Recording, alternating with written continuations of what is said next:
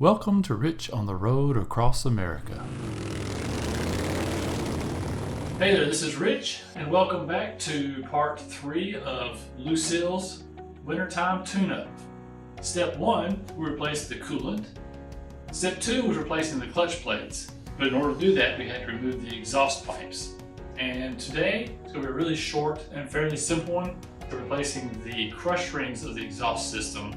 If you'll recall from the clutch video, I had to loosen up the foot brake pedal and the footboard here to allow me room to get the exhaust off. It's going to be the hard part is getting the exhaust back in place and getting everything tightened back up.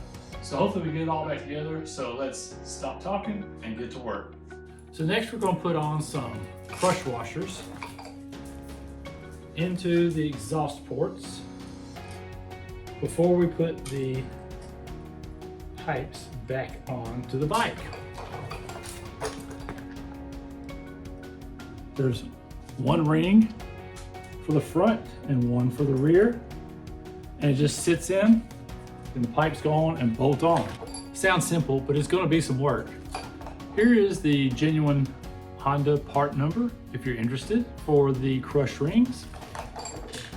I feel that putting the pipes on or taking them off is a two-person job, but I'm going to try to do this by myself and we'll see how well it goes.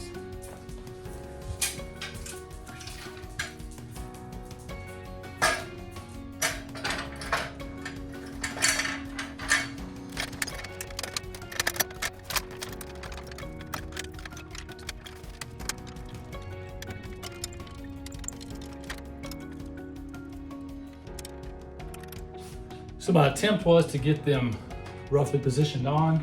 So my goal was to at least get one nut started to hold the exhaust pipes onto the motor. So now I can go through and start connecting the others a little bit, and then we'll come through and tweak them all down.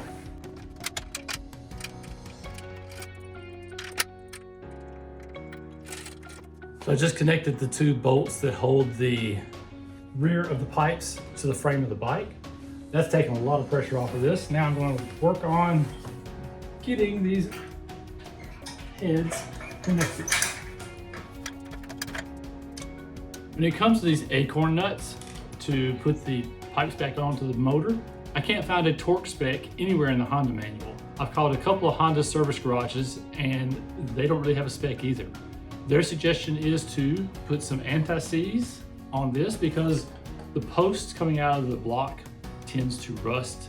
So put a little anti-seize on here, not thread lock, and to finger tighten it down and then go about a quarter of a turn past that with the wrench. So that's what we're going to do.